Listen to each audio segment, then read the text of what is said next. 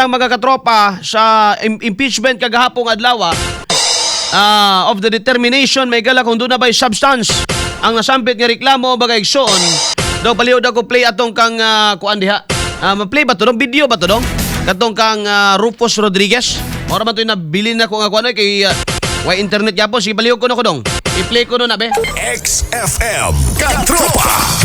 DepEd to be impeached.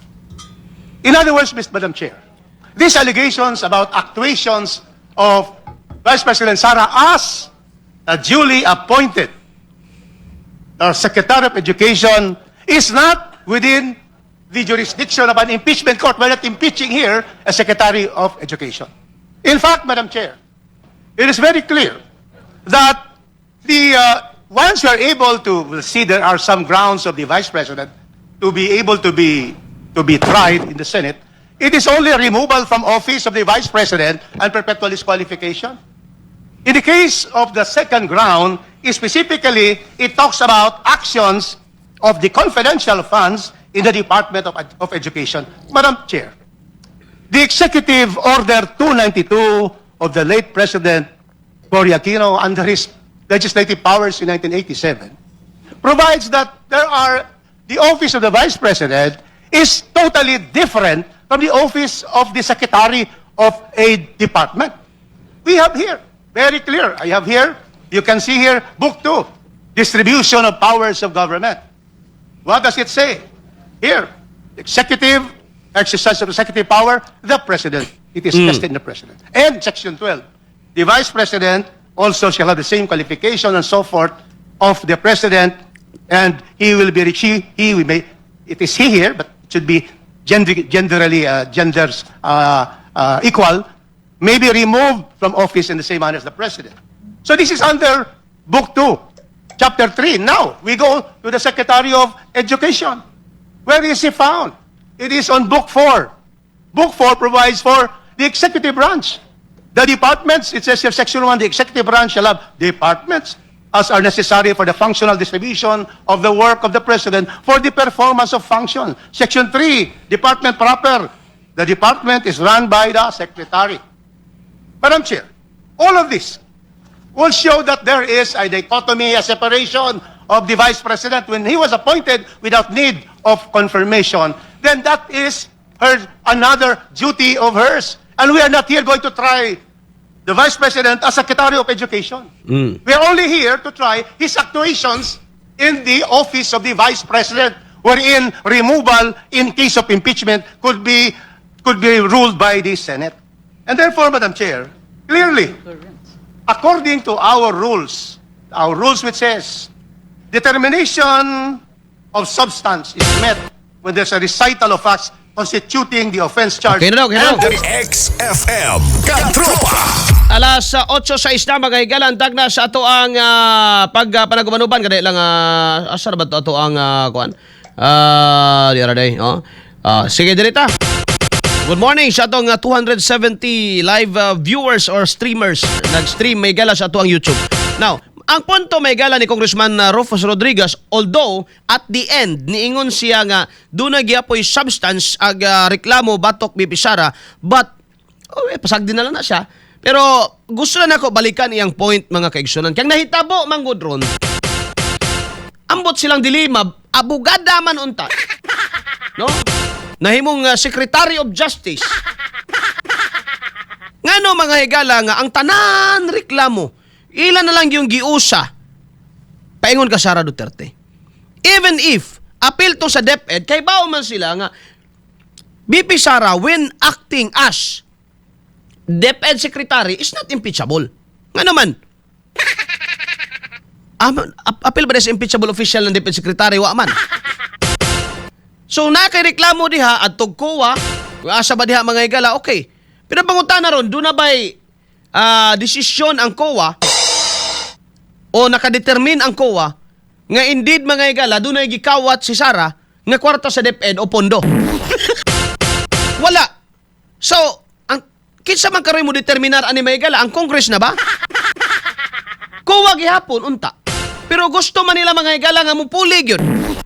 Nya mga suko ra ba sila pagisgutan si Herbie Luistro? Masuko siya. Pagisgutan mga higala ang Quadcom. Diba kay dako laging tinarantado. Bisa kung saon lagi ninyo mugawas nga gihimo ninyo ang tanan para lagi matanggal si Sara mga katropa. No? Isa pa kining ginatawag mga higala nga katong sa OBP. Kanang sa DepEd dapat ihikling na dili gyud na dapat i-appeal di ang ano man. Ma-question sila diha mga higala. Kay baos ka. Yes, although kuan na siya mga igsoon kini bang vice presidente pero in the office, when acting as Defense Secretary, ang iya may galang opisina, the office dili impeachable. Ang pagka-Vice President, impeachable. Ang yang gihimo dito mga higala sa DepEd as appointed mga higala without confirmation, without being the need of confirmation mga igsoon, no? Kana siya, walay labot. Ayun yung i-appeal. Karon, no? Diri mga higala sa OBP, no? Kini mga higalang, kuan ba? Funds, no? The request may gala nga gisubmitar may igsoon sa OBP ni adtong August 20, 2022 bay human sa pagdaog nila, no? Para sa pondo kini mga igsoon muna para masabtan ba nganong naay 125 million. Syempre 2022 mo pay pagdaog nila. Di ba pud pwede maghulat may galag another kuan para magkapundo. Kinahanglan gyud kamo request. So August 2022 mga higala nag-request ang OBP og funds mga igsoon pero ang pondo na download December 19, 2022 mga higala. Bullseye! Bullseye! Now, ayun sila nga nganong ang 125 million gihurot lang kuno ni Sara mga higala og 11 days. Ihapon daw nato. Nadawat nimo og pizza 19 sa December imong pondo. Unya dapat mahurot nimo na taman December 31. Di ba? Sao na nimo mga higala? Grabe mo ka, suko kaya mo anang 125 million, pero wa mo ipakialam mga higala sa 805 billion. Katropang Arnel Cortez. Dili mo makita may gala nga selective, di ba? Suko sila kaayo, si Dilima halos kauno ng microphone. Si Terry Ridon, suko na gyud kayo sila may gala, no? Kinahanglan gyud nga mo aginon ni. Ang impeachment kay long overdue na gyud ni. Sila Sara Ilago, lami bagnos may gala na mga daunga. Katong kulot mga higala nga kongresista sa kabataan, mga NPA mong dako kanong naama mo diha. Ha? Kabataan, kapakanan ng kabataan ko no, kabataan nga ipang-convert ninyo og NPA. Los ninyo. Katropang Arnel Cortez. O sige, kung dili mo NPA, sige. Kabataan party list, kung representative, attorney man ka, Renico. Paggawas mo yung statement be nga i-condenar ninyo ang i-condemn ninyo ng mga recruitment nga himuon ngadto sa mga kabataan. Sige daw. Butang daw mo kuan be. Pagawas ko na mo nga you condemn the kabataan party list condemn the recruitment of may lang makahimo mo ana. Now, na-explain may galang anong 11 days. Siyempre, August gi-request ang kwarta ni abot December 19, kailangan nimo siyang mahurot may gala sa 2022, the same year. Kaya pag abot mga gala sa other year, na bagong funds. Mga katropa kay gano man, na bagong budget. Bullseye! Bullseye! Now, 11 days before the end of the calendar year, nag-explain kini mga gala nga ang 125 million was disbursed in a short period of time. Mo na pasabot. So, pananglitan mga higala si Representative Jesus Suntay sa Quezon City bay. No? Nangutana ang kinibang rapid disbursement illegal ba kuno ni mga igsoon? Wala man po'y matubag sila. No? Diba? Nangutana si Suntay mga higala is rapid disbursement illegal itself or a reason for impeachment? O sa pangutana na to sa ila. Diba? Ang pag-disburse bas kwarta sulod sa 11 days mga higala. Ground for impeachment ba na siya? Kaduha, ang confidential funds mga higala, pwede yun na kuno nga ma-disburse sa pinaspasay nga pamaagi due to operational requirements. Bullseye. Kauban si Katropang Arnel Cortez. Bullseye.